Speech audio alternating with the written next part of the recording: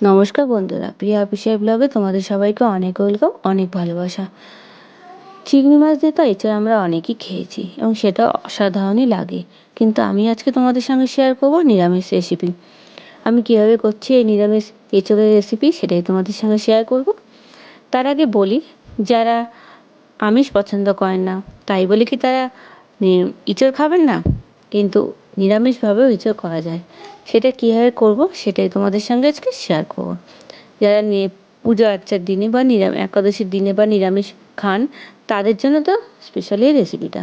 তাই চলো শুরু করছি এঁচড়ের রেসিপি, একদম নিরামিষ। আমি প্রথমে এঁচড় আর আলু কেটে নিয়েছি। এখানে এঁচড়টা একটু দানা ছিল, তার জন্য দানাটা আলাদাভাবে ছাড়িয়ে নিয়েছি, আর এঁচড়টা ভালোভাবে সুন্দরভাবে কেটে নিয়েছি। দেখো পরিষ্কারভাবে কেটে নিয়েছি। আর এদিকে আলু ডুমো ডুমো করে কেটে নিয়েছি। এঁচড় আর আলু সমানভাবে কেটে নিতে হবে আর খুব ভালো করে ধুয়ে পরিষ্কার করে নিয়েছি। এবার রান্না করব নিরামিষ এঁচড়ের রেসিপি, তোমাদের সঙ্গে শেয়ার করছি। সঙ্গে থাকবো, স্কিপ করবে না, পুরো ভিডিওটা দেখতে থাকো। রান্নাটা এবার শুরু করা যাক। চলো, প্রথমে কড়াই বসিয়ে দিয়েছি। কড়াইটা একটু গরম হতে আমি তেল দিয়ে দেবো। এখানে তেলের পরিমাণটা একটু বেশি দিচ্ছি। তেলটা দিয়ে একটু ভালো গরম হতে হবে। তেলটা গরম হতেই আমি এখানে 1 চামচ মতন সাদা গোটা জিরে ফোড়নে দিয়ে দিলাম। এইবার আমি এঁচড়গুলো দিয়ে দেবো। এটা দেওয়ার পর জল থাকলে একটু ছিটে আসতে পারে, তাই সাবধানে তোমরা দেওয়ার চেষ্টা করো। এবার এগুলো দিয়ে আমি এঁচড়গুলো সব একসাথে এঁচড় আর আলু সিদ্ধ করবো। তোমরা যদি মনে করো এটা প্রেসারেও সিদ্ধ করতে পারো নুন হলুদ দিয়ে, কিন্তু আমি কড়াইতে করছি। কড়াইতে ভাজা ভাজা করলে রান্নার স্বাদটা খুব সুন্দর হয়, এঁচড়টা খেতে ভালো লাগে। তো এঁচড়গুলো দিয়ে এর মধ্যে আমি 1 চামচ মতো নুন দিয়ে দিলাম। দিয়ে খুব ভালো করে একটু নাড়িয়ে নেবো যাতে এঁচড় আর আলুর মধ্যে নুনটা ঢোকে। এটা দিয়ে ভালো করে কড়াইতে এপিট ওপিট করে নাড়িয়ে নিচ্ছি এঁচড় আর আলু দিয়ে। তারপর ঢাকা দিয়ে রেখে দেবো, সিদ্ধ হতে দেবো। কড়াইতে রান্না করলে বেশি সুন্দর লাগে খেতে প্রেসারের কুকারের থেকে। এখানে ঢাকা দিয়ে এটা রেখে দিলাম। এবার একটা মশলা রেডি করি। মশলাটা রেডি করছি এই কারণে জন্য, তোমরা ডাইরেক্ট কড়াইতে দিতে পারো, এটা রান্নাটা তাড়াতাড়ি করার জন্য। এখানে 1.5 চামচ মতন ধনে গুঁড়ো, 1.5 চামচ মতন জিরে গুঁড়ো, আর এখানে দিচ্ছি অ্যাড করবো 1/2 চামচ মতন হলুদ গুঁড়ো, 1/2 চামচ মতন লঙ্কার গুঁড়ো, আর অল্প পরিমাণ নুন। নুনটা কম দিলাম কারণ আগে এঁচড়ে দিয়ে রেখেছি 1 চামচ মতন নুন। এবার এর মধ্যে জল দিয়ে মশলাটা রেডি করবো।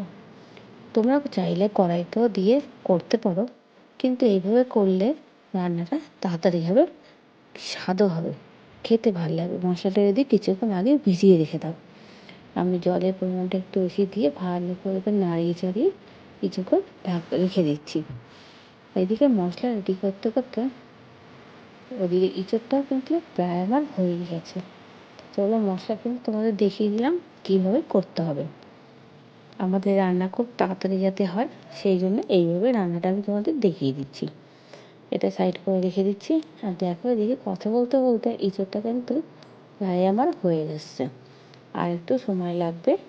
তোমরা খেয়ে দেখবে যখন এঁচড়ের গায়ে বা আলুর গায়ে দাগ আসবে, একটু পোড়া পোড়া টাইপের দাগ আসবে, তখন মনে করো এঁচড়টা প্রায় নরম হয়ে গেছে।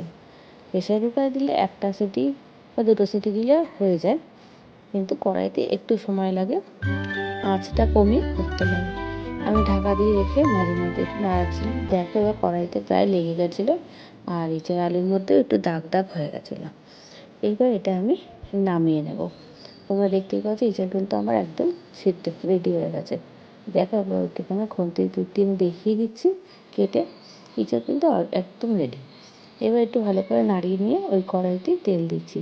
কড়াইতে লেগে আছে বলে তোমরা ভাববে যে কড়াইতে লেগে আছে, না, যখন মশলা কষাবে বাকিগুলো পুরো উঠে যাবে। আমি তেলটা দিয়ে একটু গরম করে নিলাম। এর মধ্যে শুকনো লঙ্কা, 1টা এলাচ, 2টো দারচিনি, 2টো লবঙ্গ ফোড়নে দিয়ে দিলাম। আর কিছুর মধ্যে আমি দেবো না ফোড়ন।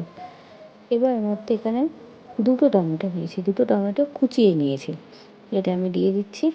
এবার দিয়ে এটা কিছুক্ষণ ঢাকা দিয়ে রেখে দেবো টমেটোটা সিদ্ধ হওয়ার জন্য। টমেটো যদি গোটা থাকে তাহলে ভালো লাগবে না, আর টমেটোর একটা কাঁচা ভাব থাকে, সেটা দূর করার জন্য কিছুক্ষণ রান্না করতে হবে। টমেটোটা ঢাকা দিয়ে রেখে দিলাম, সিদ্ধ হয়ে যাবে, কাঁচা গন্ধটা দূর হয়ে যাবে। দেখতেই পাচ্ছ তোমরা একদম কিন্তু টমেটো মাখা মাখা হয়ে গেছে। একটু ভালো করে নাড়িয়ে নিচ্ছি, আর কড়াইতে যে লেগেছিল সেটাও এর মধ্যে উঠে যাবে নাড়াতে নাড়াতে। এবার এখানে হাফ চামচ মতন আমি ঘষে নিয়েছি, তোমরা চাইলে আদা কাঁচা লঙ্কা বেটে নিতে পারো। আমি আদাটা ঘষে নিয়েছি, আর কড়াইতে নাড়িয়ে নেবো টমেটোর সাথে। আদার একটা কাঁচা গন্ধ থাকে, সেটা দূর হয়ে যাবে কিছুক্ষণ রান্না করলেই। কাঁচা গন্ধটা থাকলে মশলায় ভালো লাগবে না, কাঁচা গন্ধ ভাব আসবে। এবার একটু নাড়িয়ে নিয়ে যেই মশলাটা আমি রেডি করেছিলাম সেই মশলার পেস্টটা আমি এখানে দিয়ে দিচ্ছি। এটা হচ্ছে রান্নাটা খুব তাড়াতাড়ি, অল্প সময় খুব তাড়াতাড়ি করার জন্য এই ইউনিক টিপস। তোমরা চাইলে এই সময় মশলাগুলো এক এক করে দিতে পারো। আমি একবার আর কিছুক্ষণ যদি ভেজানো থাকে মশলাটা আরও ভালো লাগে খেতে। এবার খুব ভালো করে টমেটোর সাথে আদার সাথে মশলাটা কষিয়ে নেবো। মশলাটা কষতে দিতে হবে, মশলা থেকে যখন তেল ছেড়ে আসবে তখনই মনে হবে যে হ্যাঁ মশলা রেডি আছে। মশলার কাঁচা গন্ধটা থাকলে একদম এঁচোড়ের স্বাদটা নষ্ট হয়ে যাবে। আমি একটু ঢাকা দিয়ে রেখেছিলাম, তোমরা দেখো কত সুন্দর মশলার কালার এসছে, আর চারিদিক দিয়ে তেল বেরিয়ে এসছে। একটু ভালো করে নাড়িয়ে নিচ্ছি মশলাটা। এর মধ্যে আমি সবই দিয়ে রেখে দিয়েছি, এবার ভালো করে নাড়াবো। এই সময় আমি আরেকটা জিনিস অ্যাড করবো, একটু ভালো করে মশলাটা আরেকটু নাড়িয়ে কষিয়ে নিচ্ছি। মশলার একটা কাঁচা গন্ধ থাকে, সেটা দূর হয়ে যাবে এইভাবে নাড়াতে হবে। এর মধ্যে আমি চিনি অ্যাড করছি, তোমরা চামচে করে 1 চামচ দিতে পারো, আমি হাতে মেজারমেন্ট করে দিচ্ছি, কারণ আমার হাতে করে দিলে সুবিধা হয় বেশি। আমি 1 চামচের মতো চিনি অ্যাড করলাম। এর মধ্যে নুন ঝাল মিষ্টি সম্পূর্ণ সমানভাবে আমি দিয়ে দিয়েছি। দেখতেই পাচ্ছ কত সুন্দর তেল ছেড়ে এসছে। এইবার যে এঁচোড়গুলো আমি নিয়েছিলাম ভাজাগুলো, সেটা আমি দিয়ে ভালো করে কষিয়েছি। সেই সময়টা তোমাদের সঙ্গে আমি দেখাতে পারিনি একটু প্রবলেমের জন্য। দেখো আমি এঁচোড়গুলো দিয়ে মশলার সাথে খুব ভালো করে নাড়িয়েছি, তার কারণ মশলার মধ্যে নুন ঝাল মিষ্টি সমান ছিল, সেটা এঁচোড় আলুর মধ্যে সমানভাবে ঢুকে যাবে। একটু ভালো করে সময় নিয়ে মশলার সাথে এঁচোড় আর আলুটা কষাতে হবে। এইবার এর মধ্যে তোমরা জলটা দেবে। প্রথমে আমি বাটিতে জলটা দিলাম, মশলার বাটিতে যেটুকু মশলা লেগেছিলো ওই জলটা দিলাম। এবার জলের পরিমাণটা সমানভাবে দিয়ে দিলাম। তোমরা চাইলে একটু ঝোল ঝোল করতে পারো, আর মাখা মাখা, এঁচোড়টা বেশিরভাগ মাখা মাখাটাই বেশি ভাল লাগে। আমি জলটা দিয়ে দেখতেই পাচ্ছি এঁচোড় কিন্তু রেডি। এবার কিছুক্ষণ ঢাকা দিয়ে রেখে দেবো, আর একটু ঘন করে দেবো। আর এই সময় তোমরা চাইলে কয়েকটা আলু হাতার পিঠ দিয়ে পিষে দিতে পারো। এরকমভাবে করে দিলে মশলাটা আরও মাখা মাখা আর গ্রেভিটা খুব সুন্দর হবে। আমি দেখো কিছুটা আলু ভালো করে হাতার পিঠ দিয়ে পিষে নিচ্ছি। দেখবে ঝোলটা একদম মাখা মাখা হবে, দুর্দান্ত খেতে লাগবে। আমি এর মধ্যে আর কিচ্ছু অ্যাড করবো না, ভালো করে একটু নাড়িয়ে নিয়ে কিছুক্ষণ ঢাকা দিয়ে রেখে দিচ্ছি। রান্না আমার অলমোস্ট রেডি। জলটা দিলাম, জলটা মশলার মধ্যে এঁচোড়ের মধ্যে সমানভাবে মিশে যাবে। ঢাকা দিয়ে রেখে দিলাম কিছুক্ষণ।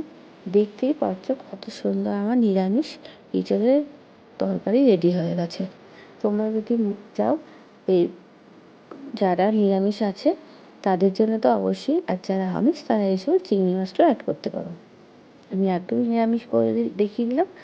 শেষে আমি এখানে গরম মশলার গুঁড়ো অ্যাড করে দিলাম। গরম মশলার গুঁড়োটা তোমরা, আমি 1 চামচ মতন অ্যাড করেছি, তোমরা অল্প পরিমাণ দিতে পারো। তোমরা দেখতেই পাচ্ছ কত সুন্দর হয়েছে কালারটা, আর খেতেও কিন্তু জাস্ট অসাধারণ লাগবে। মাছ মাংস ছেড়ে এঁচোড়ের ডালনা আগে খাবে মাছ মাংস রেখে দিয়ে, এত সুন্দর লাগে খেতে। আমার রেসিপিটা যদি তোমাদের ভালো লেগে থাকে অবশ্যই লাইক কমেন্ট শেয়ার করে দিও, প্রচুর পরিমাণে শেয়ার করে দিও। আর যারা নতুন বন্ধু আছে চ্যানেলটাকে সাবস্ক্রাইব করে পাশের বেল আইকনটা অবশ্যই প্রেস করে দিও আমার নিত্য নতুন ভিডিও পাওয়ার জন্য। আর এইভাবেই আমাকে সাপোর্ট করে থাকো, আমার পাশে থাকো।